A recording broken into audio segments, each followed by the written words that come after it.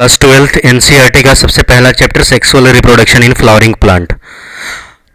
और ये चैप्टर बहुत ही आसान है और इनसे हर बार 3 से 4 क्वेश्चन आ चुका है नीट में। और कहने का मतलब ये चैप्टर ना मतलब बहुत ही ज़्यादा कंफ्यूजिंग भी है। आसान तो है लेकिन ज़्यादा से ज़्यादा ये कंफ्यूजन क्रिएट करता है। अब तुम बोलोगे कि कितना इसको पढ़ने के बाद कितना नंबर आ जाएगा, क्या 300 प्लस आ जाएगा? तो भाई 300 प्लस के लिए क्यों पढ़ना है, वो एनसीईआरटी पढ़ लो ना। मैं कह रहा हूँ ना, कंटेंट पूरा फुल है, पढ़ोगे तो फुल के फुल स्कोर कर सकते हो। और तुम आगे देखोगे, तुम्हारा मतलब मैं आगे पढ़ा रहा हूँ उनके हिसाब से, अगर तुम्हें लगे कि कंटेंट में दम नहीं है तो फिर क्विट कर देना। चलो, एंजियोस्पर्म। तो एनसीईआरटी में मैं ये डिस्कस कर रहा हूँ, लेकिन उससे पहले एक व्यू दे रहा हूँ तुम्हें कि मतलब इसमें क्या क्या कन्फ्यूज़न आएगा। तो सबसे पहले कन्फ्यूज़न ये होता है ना कि algae, bryophyte, pteridophyte, gymnosperm plus angiosperm, ये हो गया एक सीक्वेंस। इसमें हमें इसके बारे में पढ़ना है, क्या? एंजियोस्पर्म के बारे में। इसे बोलते हैं हम फ्लावरिंग प्लांट। क्या बोलते हैं? Flowering plant. इसका दूसरा नाम ये भी होता है। और एक और तुम्हें कंफ्यूजन आएगा कि हैप्लोडिप्लोंटिक, ये वाला हैप्लोडिप्लोंटिक, ये डिप्लोंटिक। एक सेट ऑफ कंफ्यूजन इसमें आएगा, तुम पहचान ही नहीं पाओगे कंप्लीट। दूसरा का सेट ऑफ कंफ्यूजन यहां पे आएगा, हैप्लोइड प्लांट और diploid plant.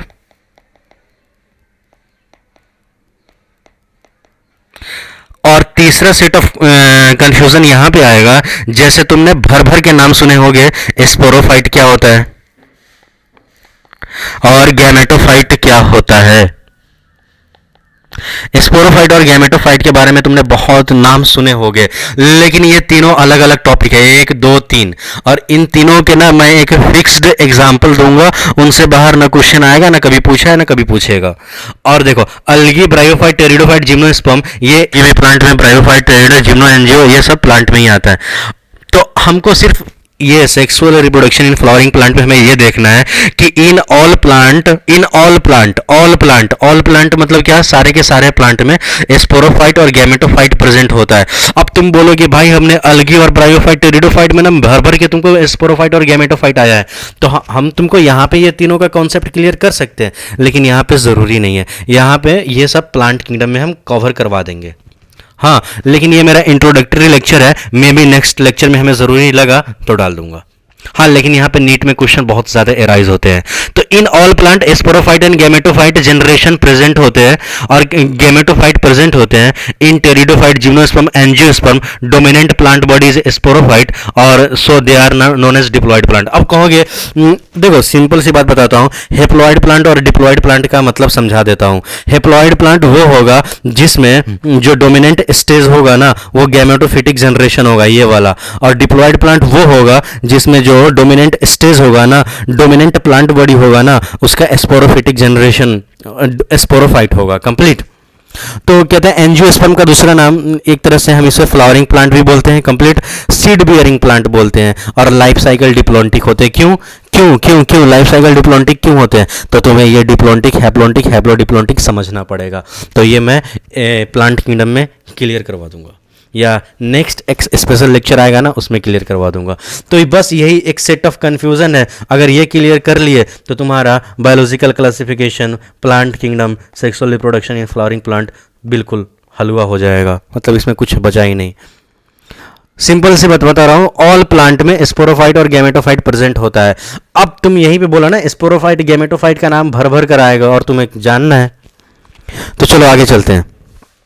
What is sporophyte and gametophyte in angiosperm. एक फ्लावरिंग प्लांट में स्पोरोफाइट किसको बोलेंगे और गैमेटोफाइट किसको बोलेंगे? तो गैमेटोफाइट का मतलब हो गया हेप्लॉइड N और स्पोरोफाइट का मतलब हो गया 2N। तो देखो एक बात बताता हूँ, जो गैमेटोफाइट होता है ना एंथर और ओव्यूल के अंदर मिलता है। क्या? फिर से बोलना, जो गैमेटोफाइट होता है ना वो सिर्फ और सिर्फ एंथर और ओव्यूल के अंदर मिलता है, एंथर प्लस ओव्यूल के अंदर ही मिलेगा, इनके बाहर नहीं मिलेगा। अब बताओ, क्या पोलन ट्यूब एंथर और ओव्यूल के अंदर होता है? नहीं। तो स्पोरोफाइट स्पोरोफाइट। क्या स्टेमन क्या होता है, एंथर प्लस फिलामेंट, ये स्टेमन 2n। पेटल क्या होता है, ये भी 2n, ये भी स्पोरोफाइट। ओव्यूल स्पोरोफाइट, रिसेप्टिकल, जितने भी पार्ट है ना दिख रहा है ना बाहर वाला, वो सब के सब स्पोरोफाइट है। देखो ये फ्लावर भी स्पोरोफाइट, स्टीम भी स्पोरोफाइट, लीफ भी स्पोरोफाइट, रूट भी स्पोरोफाइट। हाँ, तो एग्जाम्पल में क्वेश्चन आएगा कि इसमें से कितना, 5 से 7 एग्जाम्पल दिया होगा, जैसे स्टीम दे देगा, फ्लावर दे देगा, लीफ देगा, रूट देगा, पोलन ट्यूब देगा, पेटल देगा, ओव्यूल दे देगा, और बोलेगा कि इसमें से कौन सा स्पोरोफिटिक जनरेशन है, कौन सा स्पोरोफाइट है, बताओ तुम, इसमें से कौन सा स्पोरोफाइट है हमें बताओ। तो तुम मारोगे, ऑप्शन में 6 होगा, 7 होगा, यहाँ पे ऑल होगा, तो ऑल मारोगे ना, और यहाँ पे तुमको दे देगा पोलन ट्यूब, पोलन ग्रेन, और या ओव्यूल, ये सब। अब पूछेगा बताओ इसमें कौन सा गैमेटोफाइट है, तो वही बता रहा हूँ, गैमेटोफाइट वो होगा जो एंथर और ओव्यूल के अंदर होगा। तो कहता है प्लांट स्पोरोफाइट है, then parts are sporophyte. All 4 whorls, sepal, petal, stamen and carpel. Carpel का दूसरा नाम होता है पिस्टिल। कंप्लीट, कंफ्यूजन करोगे तुम। देखो मैं सिंपल सी बात बता रहा हूँ, 4 ओर्ल होते हैं प्लांट के, सेपल, पेटल, स्टेमन और कार्पेल। कार्पेल का दूसरा नाम है पिस्टिल। और स्पोरोफिटिक जनरेशन, और बोलोगे कि अब बताओ गैमेटोफाइट क्या होता है, तो गैमेटोफाइट इसी स्टेमन के अंदर होगा और इसी कार्पेल के अंदर होगा। मैं सब दिखा रहा हूँ, कोई टेंशन लेने की कोई दिक्कत नहीं है, आगे मैं दिखा रहा हूँ भाई। देखो gametophyte are present inside anther and ovule. क्या लिखा था मैंने, स्पोरोफाइट क्या होता है, अगर प्लांट स्पोरोफाइट है तो उसका सारा के सारे पार्ट स्पोरोफाइट होगा। और गैमेटोफाइट का सिंपल सा डिफिनेशन ये याद रखो, गैमेटोफाइट एंथर और ओव्यूल के अंदर मिलता है। क्या, एंथर और ओव्यूल के अंदर मिलता है। मैंने यहाँ पे भी बोला कि कार्पेल स्टेमन का ही पार्ट होता है, एंथर प्लस फिलामेंट। लेकिन ये कार्पेल हो गया, कार्पेल के अंदर ओव्यूल होता है। हाँ मैं सब दिखा रहा हूँ ना, स्टिग्मा स्टाइल ओवरी के अंदर ओव्यूल होता है, ये सब दिखा रहा हूँ मैं। ये देखो ये कार्पेल है, इसका दूसरा नाम क्या है, पिस्टिल। इसके 3 पार्ट होते हैं, स्टिग्मा, स्टाइल एंड ओवरी। ये लैंडिंग प्लेटफॉर्म होते हैं पोलन ग्रेन के लिए, और ये स्टाइल होते हैं, ट्यूब होते हैं, इसी के थ्रू जाएगा। और ओवरी हो गया, इसके अंदर होगा ओवा, ओव्यूल अंडा, एक इसी के अंदर होगा। तो जो ओवरी के अंदर होगा ना, anther and ovule present inside anther and ovule, ovule के अंदर जो होगा, ओवरी के अंदर होगा ना, वो सब क्या, सब हमारे गैमेटोफिटिक जनरेशन होगा। स्टेमन 2 चीज़ से मिलकर बना होता है, anther plus filament. Complete. Carpel 3 चीज़ से, स्टिग्मा स्टाइल ओवरी, सेपल हो गया, पेटल हो गया। पेटल होते हैं कलर्ड पार्ट होते हैं जो इंसेक्ट पोलिनेशन के लिए काम आता है। सेपल हो गया ग्रीन वाला पार्ट जो नीचे रहता है ना, और इसी को एक टर्म आता है आगे आएगा ब्रैक्टिएट और ई ब्रैक्टिएट, तो वो देख लेंगे आगे। देखो सबसे पहले हमें प्री फर्टिलाइजेशन के बारे में देखना पड़ेगा, उनके बाद में फर्टिलाइजेशन के बारे में देखना पड़ेगा, उनके बाद थर्ड टॉपिक हमारा पोस्ट फर्टिलाइजेशन के बारे में देखना पड़ेगा। क्या, pre fertilisation and post fertilisation के बारे में हमें देखना पड़ेगा। अब बोलोगे कि प्री फर्टिलाइजेशन में हमें क्या क्या पढ़ना पड़ेगा, तो स्ट्रक्चर ऑफ स्टेमन को देखना पड़ेगा, डिटेल ऑफ एंथर को देखना पड़ेगा, यंग एंथर क्या होता है इसका पहचान करना पड़ेगा। तो बस आगे चलते हैं, कोई दिक्कत नहीं है। देखो स्टेमन जो होता है ना, स्टेमन एंथर और फिलामेंट से मिलकर बना होता है। क्या, एंथर और फिलामेंट से मिलकर बना होता है स्टेमन। अब फिलामेंट क्या होता है, थिन होता है, सिलेंडर। ये फिलामेंट देखो ये फिलामेंट कंप्लीट, और ये हो गया एंथर, ये हो गया एंथर, ये हो गया फिलामेंट। तो एंथर क्या होता है, सिलेंडर लाइक होता है, थ्रेड लाइक होता है, एक धागा नुमा होता है। Proximal end get attach to the thalamus और पेटल्स। प्रोक्सिमल इंड एंथर अगर ये खड़े हैं ना, तो इसका प्रोक्सिमल इंड ये हो गया और डिस्टल इंड ये हो गया। फिर से बोलना, अगर एंथर खड़ा हुआ है तो इसका प्रोक्सिमल इंड ये हो गया, डिस्टल इंड ये हो गया। और आगे मैं एक बात बताता हूँ कि ये नीट 2019 में आ चुका है कि प्रोक्सिमल इंड किससे अटैच होता है और डिस्टल इंड किससे अटैच होता है। तो बताओ डिस्टल इंड किससे अटैच होता है, तो एंथर से। प्रोक्सिमल इंड किससे अटैच होता है, तो थैलमस और पेटल से। ये ना तुम ना 50 बार इसे रटना, डिस्टल इंड किससे अटैच होता है और प्रोक्सिमल इंड किससे अटैच होता है, कंफ्यूजन वहां पे कर जाओगे। करूंगी भाई, मैं खुद करके आया हूं 2 मरतबा, तो ये याद रखना ध्यान से। तो देखो length of स्टेमन can be variable and number is also variable in different species. स्टेमन का लेंथ भी वेरिएबल है और नंबर भी वेरिएबल है। ये जरूरी नहीं है कि हर प्लांट स्पीसीज में ज़रूरी नहीं है कि सब प्लांट में सेम नंबर ऑफ स्टेमेन हो या स्टेमेन का लेंथ भी सेम हो, समझ गए। तो स्टेमेन दो चीज़ से, एंथर प्लस फिलामेंट। तो फिलामेंट के बारे में हमने देख लिया, एंथर के बारे में देखते हैं। एंथर बाइलोब्ड होते हैं। अब बोलोगे बाइलोब्ड क्या हो गया? देखो, एक लोब दो लोब, कंप्लीट एक लोब और पीछे दो लोब हो गया bilobed. Each lobe has two theca. अब बोलोगे ये क्या होता है भाई? तो देखो, एंथर के दो लोब, एक लोब हो गया ये, एक लोब हो गया ये, एक लोब और एक लोब, दो लोब हो गया। और हर लोब में दो थीका, एक थीका दो थीका। मैंने क्या कहा?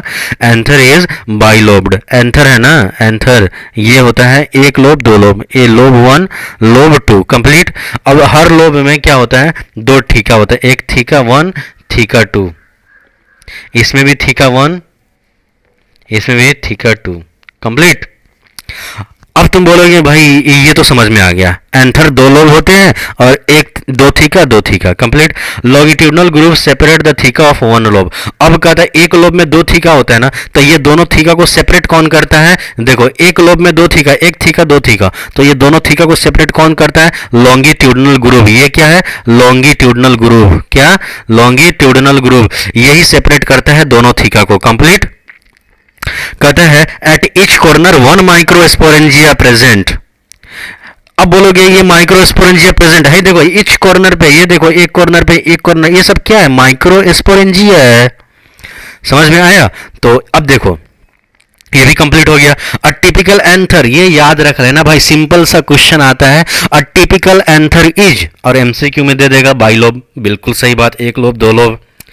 टेट्रा स्पोरेंजिएट मतलब चार गो स्पोरेंजिया होगा चार कॉर्नर पे, एक स्पोरेंजिया एक कॉर्नर पे, एक कॉर्नर पे, एक कॉर्नर पे, चार कॉर्नर चार स्पोरेंजिया, कंप्लीट। बाइथिकस पर लोब, या ये कह सकता है टेट्राथिकस। टेट्राथिकस स्टेमन एंथर कह सकता है, या बाइथिकस पर लोब, कंप्लीट। बाइथिकस पर लोब, एक लोब में दो थीका, क्या? एक थीका दो थीका, एक थीका दो थीका, तो ये हो सकता है। तो एंथर क्या होता है? टेट्राथिकस होता है। अ टिपिकल एंथर इज टेट्राथिकस या बाइथिकस पर लोब, दो दो चीज आ सकता है, या टेट्राथिकस या बाइथिकस पर लोब। अगर टेट्राथिकस आएगा तो पर लोब नहीं आएगा, अगर बाइथिकस आएगा तो पर लोब आएगा, कंप्लीट। इसका शेप याद रखना, टेट्रागोनल होता है, याद रख लेना शेप, कोई दिक्कत परेशानी नहीं। अब आगे चलो, माइक्रोस्पोरेंजिया सर्कुलर इन आउटलाइन। ये जो माइक्रोस्पोरेंजिया हर एक कॉर्नर पे बैठा हुआ है वो सर्कुलर इन आउटलाइन होता है। देखो ये सर्कुलर है ना, देखो देखो देखो देखो, है ना आउटलाइन इसका। चलो फिर आगे बढ़ते हैं। ये हमने देख लिया, कंप्लीट। अब देखो, हमको प्रोटेक्टिव लेयर जानना है, किसका? माइक्रोस्पोरेंजिया का। किसका? माइक्रोस्पोरेंजिया का। तो आउटर मोस्ट होते हैं, सिंगल लेयर होते हैं प्रोटेक्शन में। देखो नाम सुने, epidermis, endothecium, middle layer, tapetum, ये तो नाम सुने होगे ना। तो वही होता है कि आउटर से इनर की तरफ जाओ, ये माइक्रोस्पोरेंजिया है। आउटर लेयर को एपिडर्मिस, उसके बाद इंडोथीसियम, उसके बाद मिडल लेयर, उसके बाद टैपेटम। क्या? Epidermis, endothecium, middle layer, tapetum. Epidermis, endothecium, middle layer और टैपेटम, ये याद रख लेना। एपिडर्मिस आउटर मोस्ट लेयर है, सिंगल लेयर है, प्रोटेक्शन का काम करता है, कंप्लीट। इंडोथीसियम क्या होता है? लार्ज साइज सेल होता है, इनर टू द एपिडर्मिस, नाम सुन लिए। एपिडर्मिस के जस्ट नीचे, हेल्प इन डेहिसेंस, डेहिसेंस, और कहता है इसमें सेलुलोज थिकनिंग होता है on radial and tangential wall, ये रट लेना। और जो मिडल लेयर होता है ना, एक से तीन लेयर थिक होता है, लेकिन अगर ये सब का काम क्या होता है? प्रोटेक्शन का काम होता है। ये तीनों को मिला दो तो काम क्या होता है? प्रोटेक्शन का काम होता है, कंप्लीट। एक सिंपल सा एग्जांपल आएगा, which layer help in dehiscence, तो मार देना एंडोथीसियम। लेकिन अगर सिंपल सा काम आएगा कि कौन कौन सा लेयर है जो प्रोटेक्शन में काम करता है, तो ये तीनों लेयर मिल के ना प्रोटेक्शन का काम करता है, कंप्लीट। ये टैपेटम के बारे में ना बहुत ही इंपॉर्टेंट टैपेटम है, इसके बारे में जानो थोड़ा सा बढ़िया से। ये सिंगल सेल थिक होता है, एक सेल थिक होता है, बाई और मल्टी न्यूक्लिएटेड होता है। इसमें ना बहुत सारा न्यूक्लिएटेड हो सकता है, एक सेल में बहुत ही ज़्यादा न्यूक्लियस होगा। क्यों? क्योंकि यही सेल जो होगा ना एनर्जी प्रोवाइड करेगा, और जो एनर्जी प्रोवाइड करेगा ना उसे चाहिए, उसका काम बहुत ही हेवी होता है, तो उसमें कंट्रोल सेंटर बहुत ही ज़्यादा होना चाहिए। तो कहता है डेंस साइटोप्लाज्म, साइटोप्लाज्म डेंस होगा, इस जिसकी वजह से ये होगा कि ये मेटाबॉलिकली बहुत ही ज़्यादा एक्टिव होगा। मतलब डेंस साइटोप्लाज्म, साइटोप्लाज्म एक जगह है जहाँ पे मतलब हर काम होता है, हर एक केमिकल रिएक्शन टेक्स प्लेस करता है। जाहिर सी बात है, घर का किचन है ना, वहाँ पे बहुत सारा काम होता है। उसी तरह इसमें होता है साइटोप्लाज्म। और बाकी माइटोकॉन्ड्रिया से रिलेटेड मत करना, ये डेंस साइटोप्लाज्म का मतलब ये हो गया मेटाबॉलिकली एक्टिव हो गया, मतलब इसमें बहुत सारा केमिकल रिएक्शन होगा। और इसका रोल याद रख लेना, रोल किसका, टैपेटम का role, it provide nourishment to the developing pollen grain, जो नया पोलन ग्रेन अभी डेवलप कर रहा है उसको ये नरिश प्रोवाइड करता है। It release Ubisch granule which produce in exine, ये एक ग्रेन्यूल रिलीज करता है जो एक्साइन लेयर को बनाता है। अब बोलोगे ये एक्साइन और इंटाइन होता क्या है, तो ये सब के बारे में देखेंगे, बोल रहा हूं ना, पहले इतना जानो, इसका रोल याद कर लेना। टैपेटम प्रोड्यूसेस कैलेज इंजाइम, जो क्या करता है, कैलोज को डाइजेस्ट करता है, एक कैलेज इंजाइम प्रोड्यूस करता है जो कैलोज को डाइजेस्ट करता है, जिसकी वजह से माइक्रोस्पोरेंजिया फ्री होता है। अब बोलोगे ये माइक्रोस्पोरेंजिया फ्री क्यों ये सटा कब था, तो भाई एक माइक्रोस्पोरेंजिया होता है ना, उसके अंदर कई लाख होते हैं, मतलब ये पोलन ग्रेन। तो जैसे ये उबिस्क ग्रेन्यूल्स कैलेज इंजाइम सेक्रेट करेगा ना, तो वो सारे के सारे पोलन ना बंधे होते हैं, माइक्रोस्पोरेंजिया ना, माइक्रोस्पोर होते हैं ना, एक दूसरे से जुड़े होते हैं। जैसे ये कैलोज को डाइजेस्ट करेगा ना, माइक्रोस्पोर फ्री हो जाएगा और अपना सेपरेटली मूव कर पाएगा। कहता है it produces pollen kit for insect pollination, और ये टैपेटम ही है जो पोलन किट प्रोड्यूस करता है, क्योंकि इंसेक्ट आगे अट्रैक्ट होगा और इंसेक्ट पोलिनेशन बढ़ेगा। तो ये टैपेटम का 4 से 5 रोल है, ये याद रख लेना। और बाकी हम आगे देखेंगे नेक्स्ट लेक्चर में। ये हमारा इंट्रोडक्टरी लेक्चर था। अगर ये बढ़िया गया तो फिर नेक्स्ट लेक्चर आने में देर नहीं होगी। बाकी देखते हैं।